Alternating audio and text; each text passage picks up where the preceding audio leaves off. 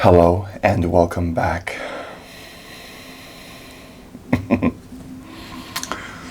We spend a lot of time in our distractions, and companies, people, organizations, marketing, promotions, whatever, spend a lot of time trying to distract us, trying to grab our attention. So a lot of our lives are spent in this state where we didn't choose the types of thoughts we're thinking. We didn't choose a lot of the decisions that we are making.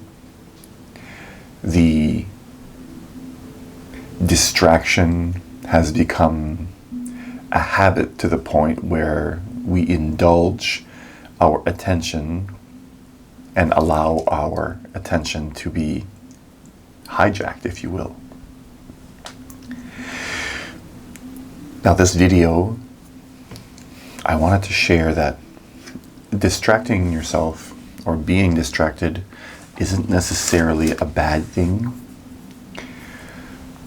Each time you become distracted, a portal opens up directly before you, an opportunity for you to see a pattern.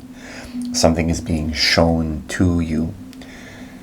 In the moment that you become distracted, there's a shift in perspective, a shift in what it is that you're aware of, and that shift has the potential for you to recognize the shift because it's different. It's suddenly a different state than you were currently in.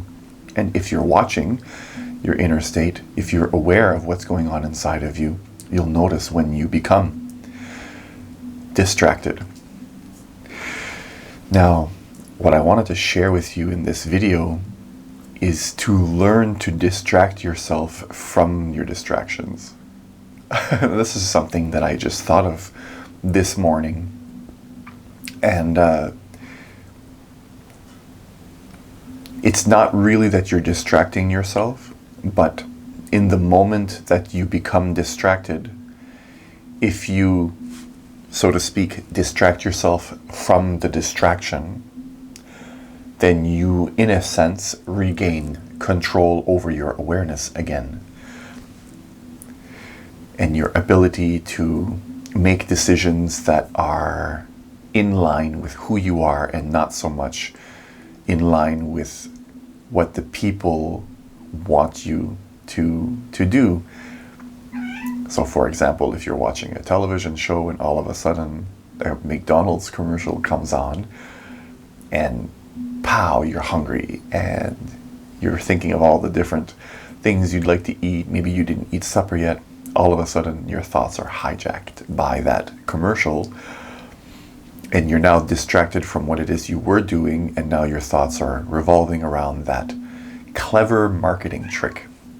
Well, here is a clever marketing trick that you can use to unravel. And that is simply to learn to recognize and then re-distract yourself from that distraction back into something that is more in line with what it is that you want to accomplish in your life. So for example, while you catch yourself daydreaming about what type of combo you're going to order, you may distract yourself from those thoughts and move your attention to the breath.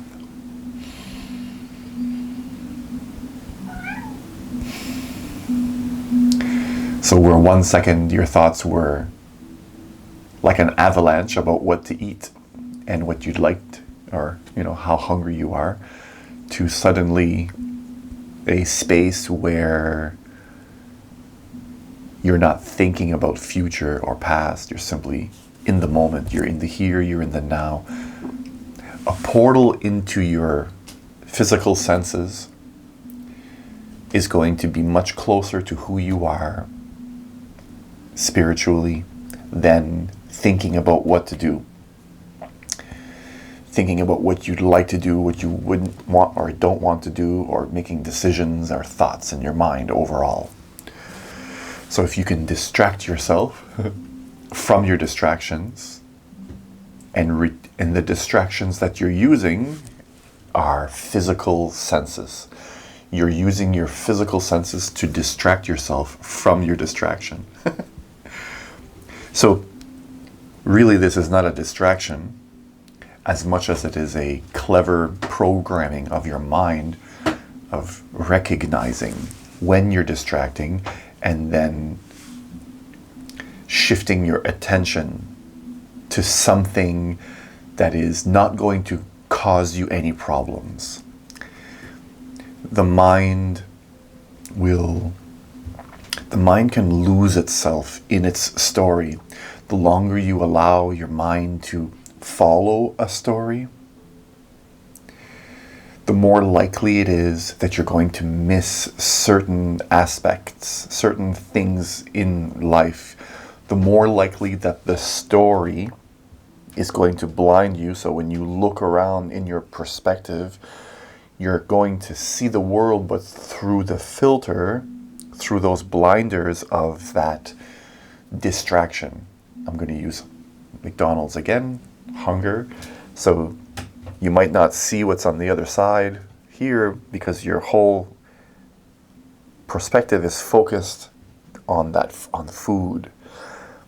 So everything you think about has the question, what am I going to eat? And has the sensation of I'm hungry and can carry a sense of urgency. You slightly fall into your fight or flight and you slightly become like a dreamer. As though you become a walking dreamer, if you will.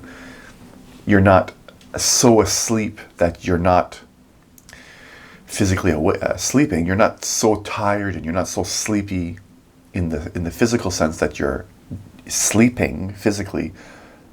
But when it comes to what's going on inside of here, what you're aware of, there's a certain level of sleep. So when you become distracted and the story created or about that distraction pulls your attention in, it has this potential to pull you away from reality, pull you also away from a state of peace.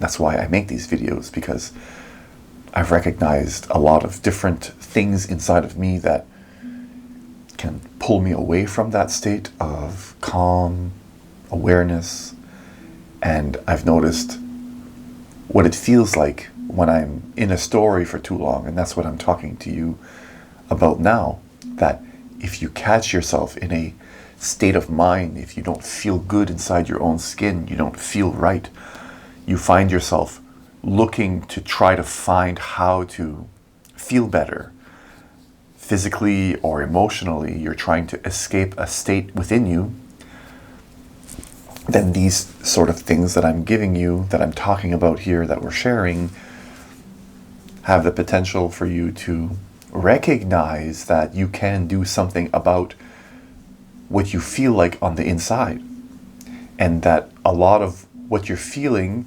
is a result of being distracted and then following a story too far, too long, based on all these different types of distractions.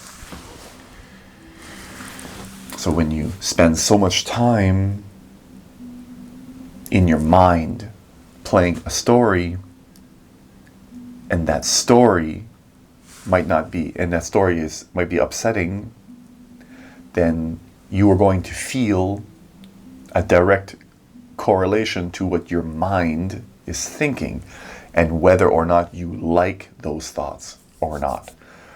And most often, distraction can lead to overstimulation. Overstimulation either in being angry at what you saw, or you feel as though you really want it and you can't live without it, which both are not real. Both are a story that your mind generated about whatever it is that you're thinking about now. So again, distract yourself from your distraction using your physical senses. This is your doorway. This is your first step. It's like stepping out of the cold into the warm again. You don't need to stand in the middle of a hurricane in order to understand what it is that's going on. You don't have to torture yourself inside of yourself. You can feel good inside of yourself. You are allowed to feel that. And once you recognize that it is as simple as returning your attention to something physical, that's one way to do it. Your breathing, just something as simple as rubbing your hands together and keeping your attention on the sensation. Keeping your attention single pointed, that's the key. Because when you're distracted, you're going to notice that you're not distracted for nothing. The reason you became distracted in the first place is because there's some type of interest, either against or for whatever it is that is distracting you. You either like it or don't like it.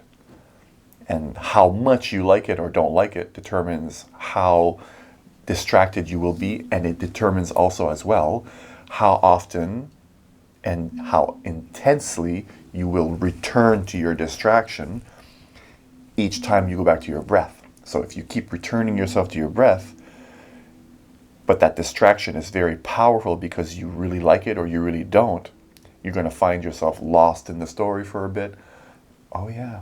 And then you'll remember, distract yourself back with breathing or whatever, something that you can sustain. Go for a walk, feel the steps, feel the earth, the pressure against your feet, whatever it is. But try to keep it the same thing. Try to keep your attention from wavering, bouncing around, okay? Which is what if we do this too often, has the ability to have us feel overwhelmed in life. When you allow your attention to be hijacked everywhere, okay? If you've ever watched commercials, they are very good at doing this for you. They're very good at grabbing your attention and shifting it in many different places, all over the place, in very quickly changing images, if you will, sounds. And that's the thing, it changes fast. It's the opposite type of training that we need in order to feel happy, or then we need in order to feel happy. Watching television and a lot of commercials, quick ads, 3-second, no more than 3-second images, quick changing, is exactly the opposite of what you want in order to feel happy. So if you're constantly being bombarded by ads, commercials, and your friends calling and texting and all this stuff, your attention is just doing this all the time. So when you find yourself returning your attention to your breath and trying to stay there, because your mind now has the habit of bouncing around everywhere, it can't stay anywhere for a long period of time. And if you can't keep your attention any one specific spot for a long period of time, then you're not going to be able to keep your attention long enough to recognize very important things in your life. You might not recognize things that you really need to recognize. How many times have we said in our lives, 3 or 4 hours later, I shouldn't have done that. I regret doing that now. Oh my God, I was so angry, I wasn't myself. Or I was so hungry, I ate too much, I should have known better. That's just a couple of examples, and we can find ourselves there. And it's all to do with the training that we've allowed our brains to become. We've allowed our brains to become this very quickly changing attention thing, attention on this, attention on this. It's over here, it's over here, it's over there. Now it's the sound, now it's an image. This guy's running, big smile, big explosion, boom. So, and this is the very, very, very, very root of misery in your life. Your attention span is where your power lies as far as how happy you feel or anything you want in your life. You need to be able to put your mind to something and stay with it. To achieve a goal, whether it's being happy, making money, it doesn't make a difference. It takes attention span. So the very first discipline we should be doing, allowing ourselves to cultivate when it comes to spiritual development, is sustained attention. Meditating on an object, holding a flower and staring at it, and just allowing your focus to stay there. You're not trying to do anything other than just keep your awareness on the flower. You're not trying to think about what the flower is or come up with any, understand it. You're just attention, your awareness to the flower, your awareness to the breath, your awareness to your sensations. And you'll find all kinds of doors, all kinds of mystical things open up to you. And it's not something I can just say, this will happen, because for everybody it's a little bit different what happens. So I'll leave you with that. Wherever you are around the world, whatever time it is that you're watching this video, thank you. Thank you. Thank you.